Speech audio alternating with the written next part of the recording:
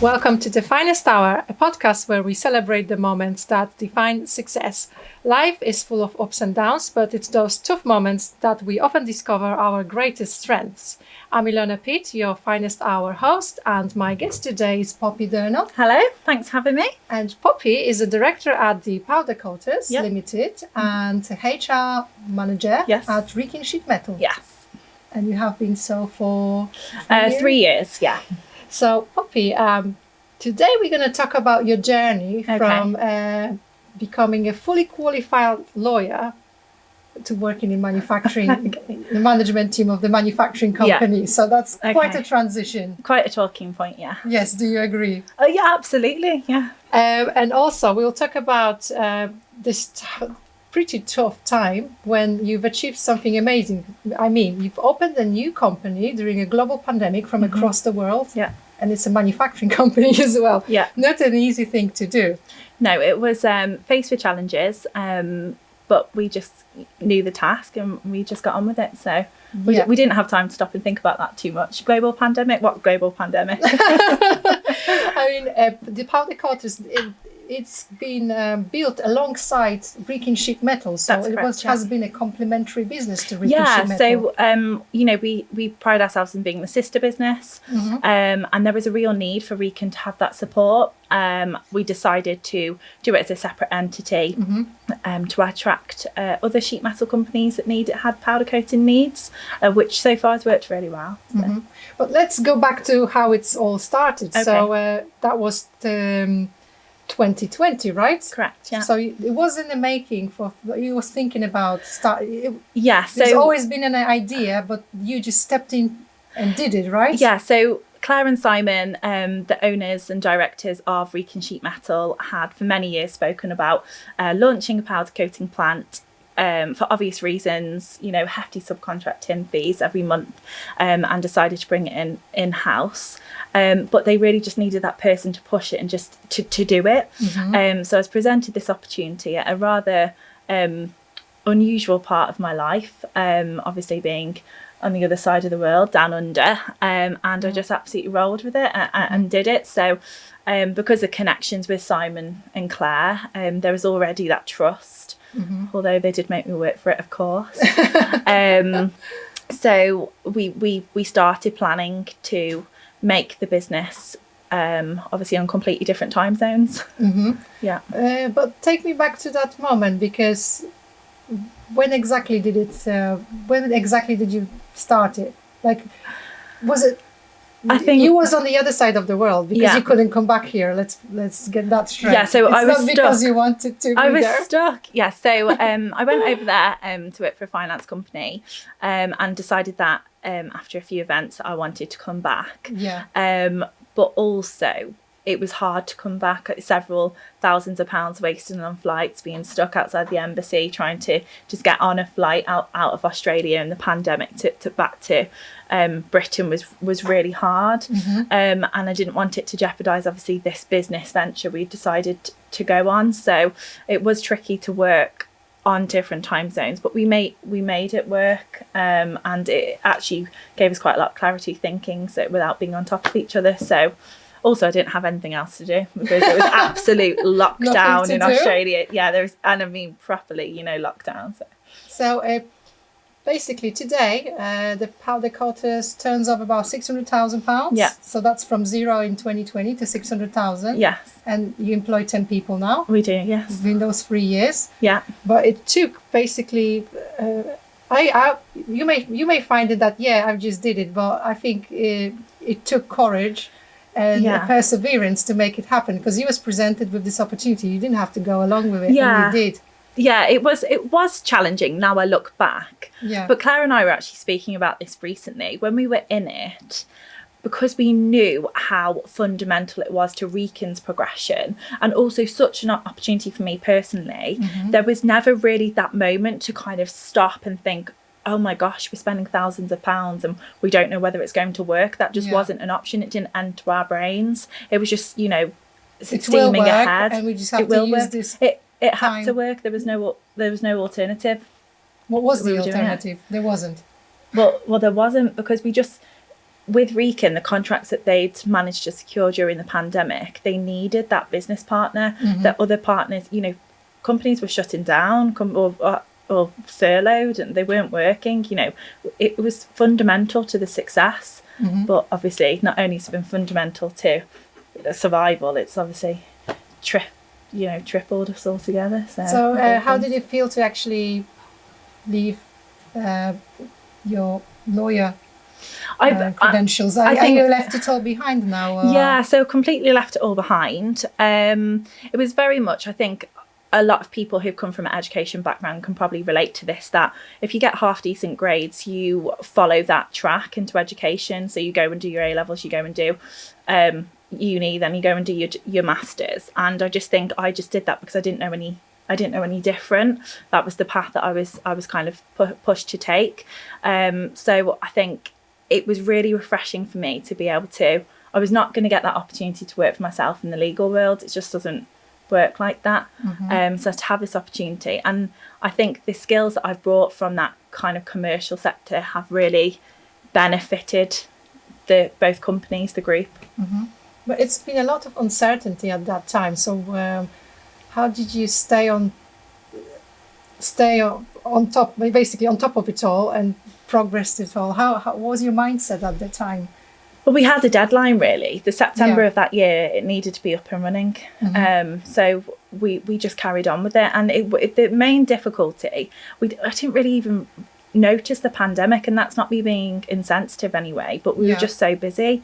But the main difficulty were contractors letting us down through either contracting COVID themselves or their businesses going under. So there was a lot of practical elements. We've spoke about this before. Bless the 3 powder coaters that still work for us today, because when they got hired, the first 2 months they were sawing rock wool and fitting it into oven doors we've made ourselves, and we designed the whole plant ourselves, and they were painting and not doing their trade at all, and they're still with us today. So I think just that determination to make it work, as I said, we had that deadline, we needed to make it work for Recon by September. So and there was a lot of changes in Recon sheet metal at the time as well. Because I think it's worth mentioning that business is flying now, isn't it? Or where it's been in 2020, and where it's just gone from strength to strength. So maybe tell me a bit more about that. We're all exceptionally proud of everybody that works with Recon. So obviously prior to the pandemic, they were turning over about 2.8 million,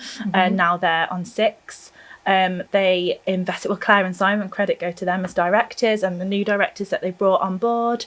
They invested £1.5 million literally in the March of the pandemic in 2020, and it absolutely revolutionised the business. It completely changed. We doubled the amount of staff we have, doubled our turnover.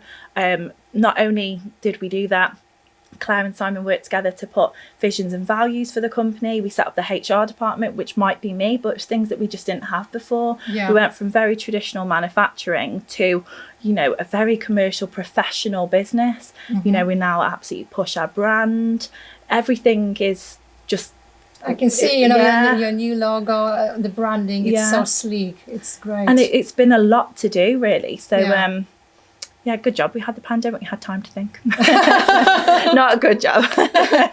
No, I get what you mean, because you've utilised that time rather than stepping back, doing nothing, not investing. You guys just went, this is our livelihood. This is where we want to be. Exactly. And so did you take any advice on board? Did you work with anybody alongside you? Not as such, because we're quite lucky. So there's over the group, there's 4 directors, and we all have got a very similar mindset, but have very different ideas, and we manage to complement ourselves. And don't get me wrong, we do have meetings where we completely disagree, but I think that we've got the best ideas. But essentially, the plan that they put in place in COVID with the new machinery was our Brexit plan for the year after. So they already had done all the consultations and the finances. We just brought it forward a year because there was the time to do it. So why not? To do it. Yeah. And the powder coaters, they are based in the same building as Recon Sheet. So they occupy the right hand side of the factory, Recon the left hand side.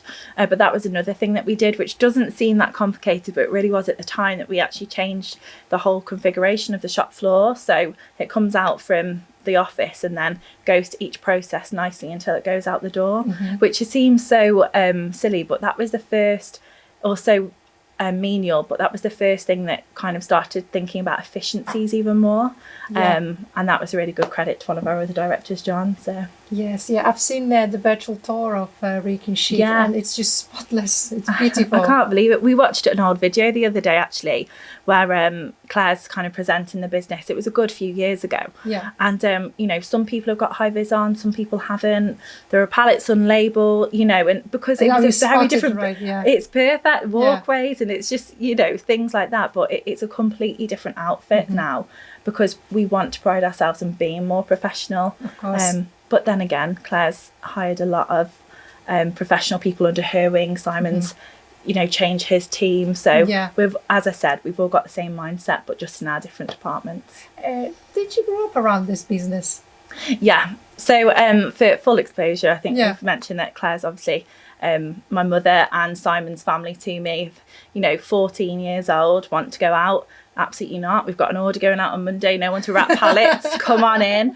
And you know, it's my sibling as well, who's had exactly the same experience. So people sometimes could view this negatively, but work has always been a very much part of our lifestyle. So we've always known about the business. You know, Claire has always been very fluid with it at home, and we discuss things as a family. And I think that's what makes the business so good, that we do communicate as a family, but people wouldn't know that we're a family from a marketing perspective. That so they just wouldn't. It's a kitchen table like the boardroom. Essentially, yeah. Sometimes. Yeah, so, sometimes it's nice, and sometimes it's a little bit more feisty, but that's the good thing about it. That's great. Is your sibling is also involved in the business? Or? He's not, no, but he has been. You know, he's worked for the business. He's worked for me. He's worked for Claire. He's worked for Simon. So. It's interesting because you've been drawn to it yourself. Yeah. We're very much pushed to go and do our own thing. There's no silver spoons coming out of Claire's drawer, I tell you that. So it's ironic that I've actually come back to it and asked to be a part of it. So yeah, but it's good. I'm glad that I went and did my own thing first, because it's important. And you know, you're the daughter of the owner. There's a stigma that comes with that. So we've been talking about it on the podcast actually with a few family businesses. And it's really difficult, but that's other people's problem, not mine. So I'm good at my job, so that's fine.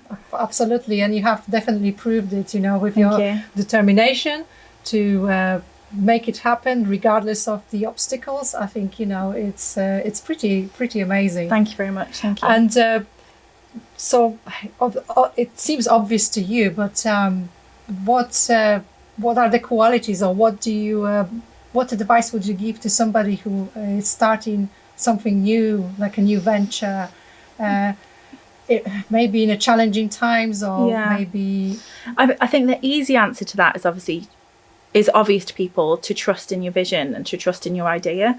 But obviously you trust in your idea, or else you wouldn't be doing it. So I think we spoke about this previously, but one thing that I wish that I had done was listen to people more. I was so intent in proving my fat self in the first year of business because of this stigma, and because of a non-manufacturing background, I probably made life harder for myself. So I would definitely advise people to listen. You know, we've heard from some brilliant people through Made in the Midlands. Absorb it, take it. They've made the mistakes, you know, they've learned from them, go and make fresh mistakes, you know. So I would say that listen and learn from other people. In terms of things that you, like a specific thing that you think that might be, you should have listened, is there anything like that you would want to mention? Or I don't know whether I want to admit it. The thing is, when you work for yourself, nobody sees your mistakes, do they? So, well, when I first started HR, I may have paid someone a few £1,000s more than realised, and we only picked that up at the year end. But you know, Claire was really good about it after a while. So yes, okay. No, but in all seriousness, I think we do have that luxury when you work for yourself to kind of pick up your own mistakes and kind of recover from them before people really find out. But whereas before I would kind of struggle on my own. Now I know I can go to Claire and Simon and say, I've done this. How you must have done this in your time. What do we do about it? And they're always there for me. I feel very lucky to have them both as mentors. I do not take that for granted. So you have basically people you work alongside with many more years of experience, so you can pick up this.